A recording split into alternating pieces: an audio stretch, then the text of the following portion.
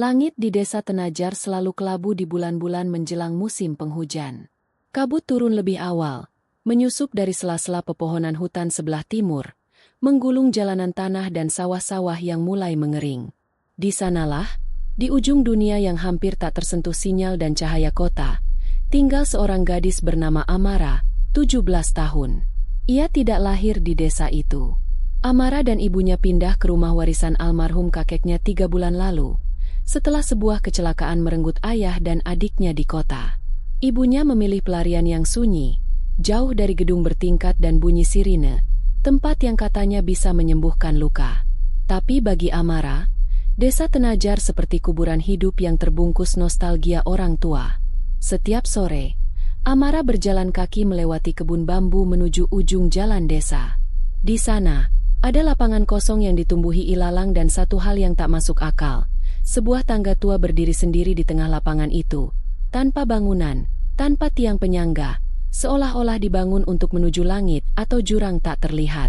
Tangga itu terbuat dari kayu yang terlalu kokoh untuk usianya. Tak berlumut, tak lapuk. Penduduk desa menyebutnya tangga arwah, dan memperingatkan siapapun untuk tak mendekatinya, apalagi saat kabut turun. Kalau kau dengar suara anak kecil di sana, segera pulang. Jangan jawab, jangan lihat ke atas, kata Pak Raji, tetua desa, dengan suara yang bergetar. Amara tak pernah mendengar apa-apa. Sampai suatu hari, saat ia duduk di batu besar dekat tangga itu, ia mendengar tawa, lembut, kecil, dan penuh keceriaan. Seperti suara anak berumur 5 atau 6 tahun. Amara berdiri. Jantungnya mendadak berdetak lebih cepat. Bukan karena takut, tapi karena suara itu mirip. Mirip sekali dengan suara adiknya, yang sudah meninggal 3 bulan lalu. Suara itu menghilang begitu cepat, seperti hembusan napas yang ditelan angin. Amara berdiri terpaku. Kabut mulai menebal, menyelimuti tangga dan lapangan dengan kabur yang pekat, membuat segalanya seperti mimpi yang setengah jadi. Raka. Suara itu keluar dari mulutnya sebelum ia bisa berpikir. Namanya menyakitkan untuk diucapkan. Raka, adiknya yang periang, yang selalu tertawa sambil berlari memeluk kaki Amara tiap kali ia pulang sekolah.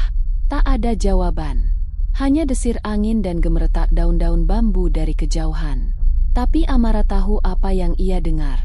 Itu bukan hayalan. Ia mengenal suara itu. Seperti bagaimana seseorang mengenali detak jantung sendiri.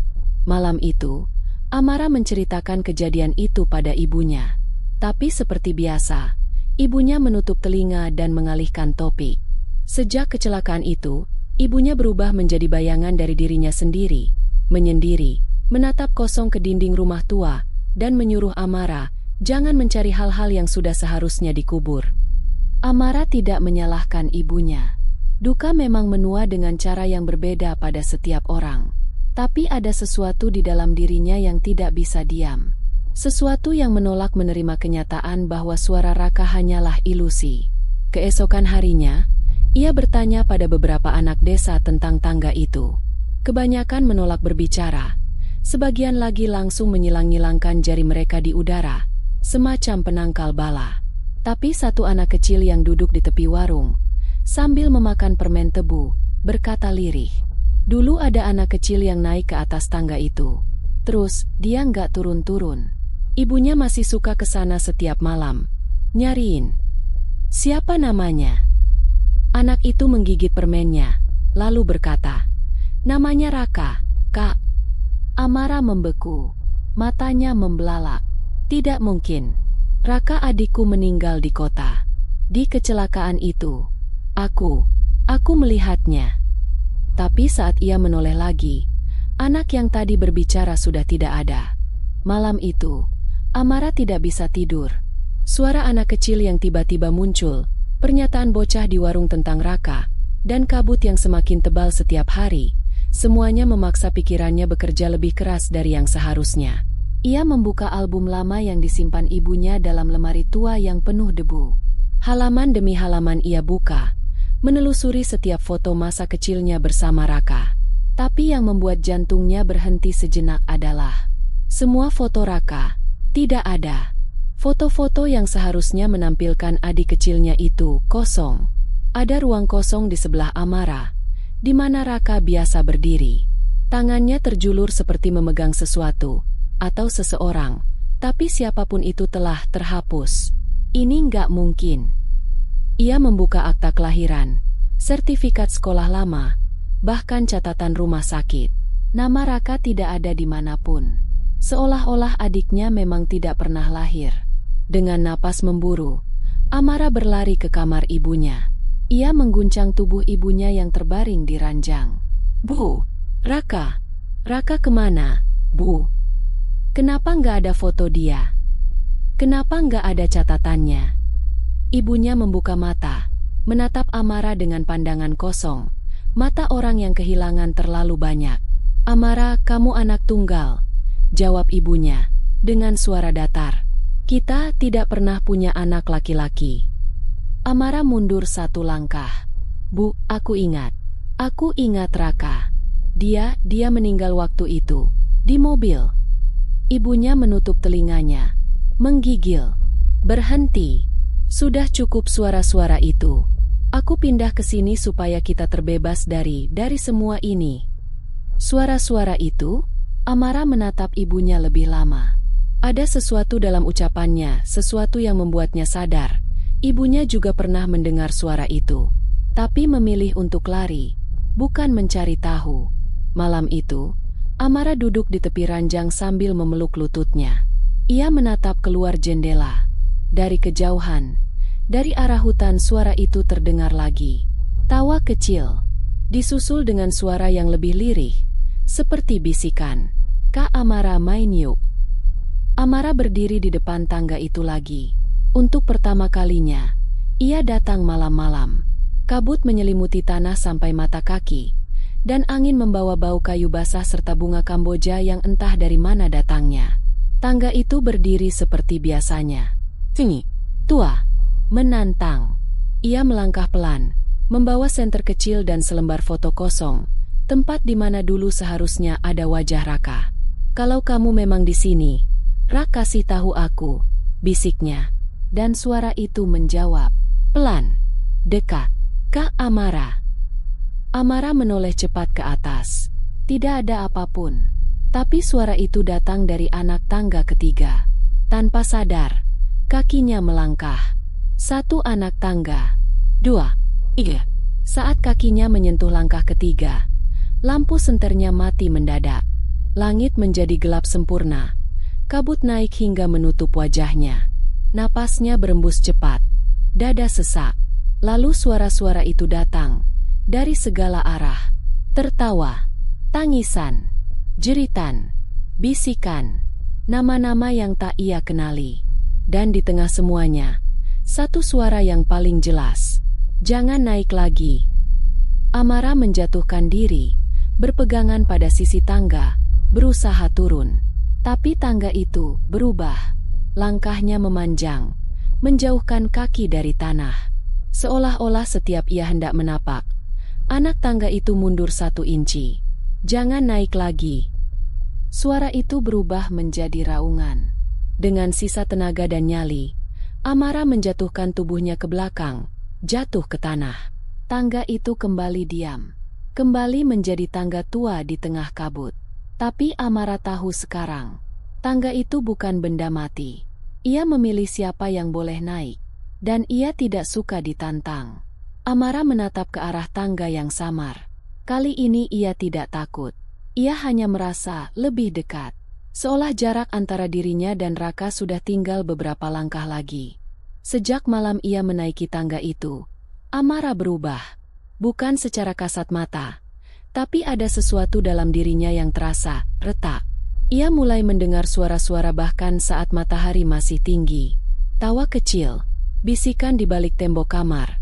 Suara langkah kaki di atap rumahnya yang beratap rumbia. Ibunya memperhatikannya dengan tatapan takut. Amara, kamu mulai kayak aku dulu, katanya suatu malam. Amara menoleh pelan. Ibu juga pernah naik tangga itu, ya? Ibunya terdiam lama. Lalu, dengan suara nyaris tak terdengar, ia menjawab, aku dengar suara adik perempuanku dulu. Dia hilang waktu kecil. Suaranya memanggilku dari atas tangga itu. Tapi aku cuma naik 1 langkah. Dan sejak itu aku tidak pernah tidur nyenyak lagi. Karena setiap malam aku dengar dia menangis, memanggilku lagi. Ibunya menutup wajahnya. Tubuhnya gemetar. Aku pindah ke kota supaya suara itu tidak bisa mengejarku. Tapi ternyata suara itu ikut. Amara terdiam. Kini semuanya masuk akal. Kepindahan mendadak, perubahan sikap ibunya, dan keengganannya membicarakan masa lalu. Namun berbeda dengan ibunya, Amara tidak ingin lari. Hari itu, ia pergi ke rumah Pak Raji, tetua desa. Rumah kayunya dipenuhi benda-benda kuno, jimat, dan foto-foto hitam putih yang tampak seperti tersimpan dari zaman sebelum Indonesia merdeka. Pak Raji menatap Amara lama, lalu menghela napas. Aku tahu kau bakal datang. Nak, tangga itu memang selalu memanggil anak yang kehilangan, yang masih menggenggam luka. Siapa yang membangunnya? Tanya Amara. Kenapa tidak dihancurkan? Karena itu bukan bangunan biasa. Itu tangga ke tempat yang tidak bisa dijelaskan. Tempat di mana waktu tidak lurus. Di mana yang mati belum tentu pergi. Dan yang hidup belum tentu selamat. Amara menunduk. Tangannya mengepal. Aku harus naik lagi. Pak Raji berdiri, mengambil seikat daun kering dan tali merah dari dalam peti. Kalau kau memang harus naik, pakailah ini. Tapi ingat, jangan pernah menoleh ke belakang saat kau sudah di atas. Apapun yang kamu dengar. Karena bukan semua suara yang terdengar familiar berasal dari orang yang kamu kenal. Malam berikutnya, Amara berdiri di depan tangga dengan daun kering dan tali merah pemberian Pak Raji terikat di pergelangan tangannya. Kabut datang lebih awal dari biasanya. Dingin menusuk ke dalam tulang, dan udara terasa lebih berat seolah-olah alam sendiri sedang menahan napas. Tangga itu berdiri tak berubah. Tapi kali ini, ada jejak kaki kecil menapaki tanah di depannya. Mengarah ke anak tangga pertama. Amara memejamkan mata dan menarik napas panjang. Dalam dirinya, rasa takut dan rindu beradu seperti 2 sisi mata pisau. Ia tak tahu siapa yang akan menang. Lalu, ia menaiki tangga itu. 1 langkah, 2, 3. Kabut mulai mengepul dari sisi-sisi tangga, membentuk bayangan samar, seperti tangan-tangan kecil yang menggenggam udara. 4, 5, 6. Setiap langkah terasa makin berat, seolah ia menginjak beban yang tak terlihat.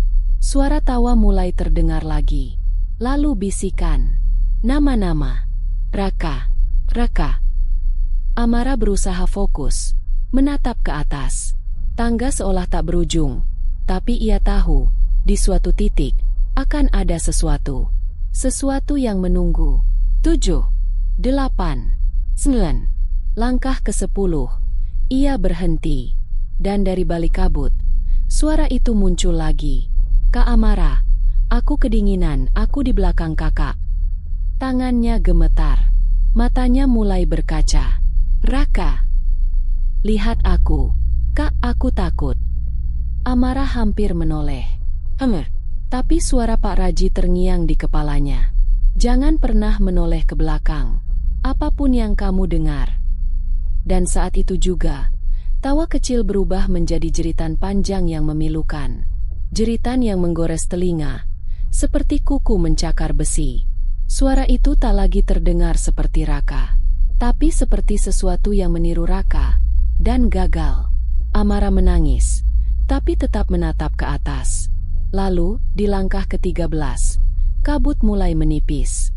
Sebuah cahaya muncul di ujung tangga. Bukan terang biasa, lebih seperti cahaya dari mimpi, lembut dan hangat, dan di dalam cahaya itu, bayangan kecil berdiri. Raka, bisiknya. Tapi sebelum ia sempat melangkah lebih jauh, sesuatu dari bawah mencengkeram kakinya. Kuat, dingin. Satu suara parau bergema dari bawah. Dia milik kami.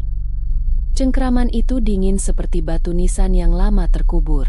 Melingkar di pergelangan kaki Amara dengan kekuatan yang menyalip logika. Ia berusaha menendang, meronta, tapi tangannya tak bisa bergerak. Seluruh tubuhnya terasa beku. Suara itu muncul lagi, dari dasar tangga. Dia tidak milikmu lagi. Kamu datang terlambat.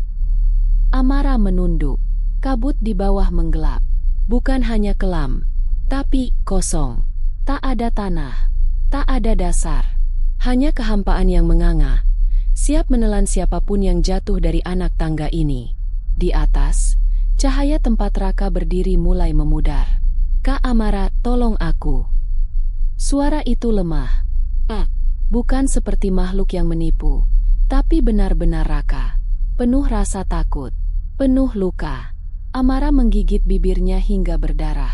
Dia tahu, hanya ada satu pilihan. Melepas gelang tali merah dari pergelangan tangannya. Pak Raji pernah bilang, tali itu adalah penjaga. Selama kamu memakainya, kamu tetap di dunia ini. Tapi jika kamu melepaskannya. Amara menarik napas dalam-dalam. Raka, aku datang. Dan dia melepaskan tali itu. Sekejap, waktu berhenti. Semua suara menghilang. Kabut terangkat. Dunia menjadi hening. Lalu tangga itu berubah. Kayunya berubah menjadi basah, lapuk, dan setiap anak tangga kini memancarkan cahaya redup, seolah mengenali pengorbanan Amara. Cengkeraman di kakinya lepas, perlahan, dan dari ujung tangga, Raka berlari kecil ke arahnya. Tapi, di saat mereka hanya berjarak satu langkah, bayangan hitam menjulang dari bawah. Menjuntai. Tidak berbentuk. Kau tidak bisa mengambilnya begitu saja. Suaranya seperti banyak mulut berbicara serempak. Setiap jiwa yang sampai ke tempat ini harus diganti. Amara menatap adiknya, lalu menatap ke bawah. Satu jiwa untuk satu jiwa. Tanpa ragu, ia mendorong tubuhnya ke arah cahaya. Kalau begitu, ambil aku, tapi biarkan Raka pulang. Dan semuanya menjadi putih. Cahaya menyilaukan itu seperti menelan segalanya. Tak ada rasa, tak ada suara, tak ada waktu. Lalu perlahan, dunia kembali. Amara membuka mata. Ia terbaring di tanah, di bawah tangga itu. Kabut telah hilang. Udara terasa bersih. Terlalu tenang. Ia bangkit perlahan, dan melihat Raka berdiri di depannya. Tidak seperti roh atau bayangan, Raka yang nyata. Kulitnya pucat, tapi hangat. Matanya menangis saat melihat kakaknya. Kak Amara, beneran kakak. Amara tersenyum, tapi tubuhnya gemetar. Sesuatu terasa salah. Raka, kamu hidup. Raka mengangguk, memeluk Amara erat-erat. Tangannya kecil, tapi terasa penuh beban bertahun-tahun yang hilang. Tempat itu dingin banget. Kak, aku kira kakak udah lupa. Sebelum Amara bisa menjawab, suara gemuruh terdengar dari arah tangga. Ia menoleh. Tangga itu mulai retak. Kayunya hancur perlahan, seperti dimakan oleh waktu itu sendiri. Tapi bukan itu yang membuat Amara membeku. Dari retakan di ujung tangga, sesosok bayangan dirinya muncul. Berkulit pucat, matanya gelap. Senyum tak bergerak di wajahnya. Kau tinggalkan sesuatu di sana, bisik sosok itu. Dan kini, aku akan hidup menggantikanmu. Amara mundur satu langkah, melindungi Raka. Sosok itu melangkah keluar dari kabut yang tersisa, dan dunia di sekitarnya menjadi lebih dingin. Pohon-pohon menguning, tanah retak, burung berhenti bernyanyi. Bayangan Amara yang lain menatapnya dalam-dalam. Pengorbananmu diterima, tapi harga selalu harus dibayar lunas. Dan ia menghilang ke dalam desa, meninggalkan Amara dan Raka di tengah lapangan kosong, seolah tak terjadi apa-apa. Tapi Amara tahu, sesosok dirinya kini berjalan di luar sana, membawa kegelapan yang ia lepaskan. Dan dia hanya bisa berbisik kepada adiknya, "Maaf, Ra, kita selamat, tapi bukan dunia yang sama." Sudah 2 minggu sejak malam itu. 2 minggu sejak Raka kembali. 2 minggu sejak Amara kehilangan sebagian dari dirinya. Dari luar, semuanya tampak baik-baik saja. Raka kembali ke sekolah. Ibunya mulai menata ulang toko kelontong kecil mereka. Orang-orang desa mulai tersenyum lagi saat melewati jalan depan rumah mereka. Tapi Amara tahu itu semua ilusi. Karena sejak malam itu, cermin tak lagi memantulkan wajahnya dengan benar. Kadang, bayangannya tersenyum lebih lama dari dirinya. Kadang, tak bergerak sama sekali. Kadang, ia melihat bekas luka di lehernya, padahal ia tak pernah memilikinya. Dan setiap malam, pukul 2.17, ada ketukan di jendela kamarnya. 3 kali.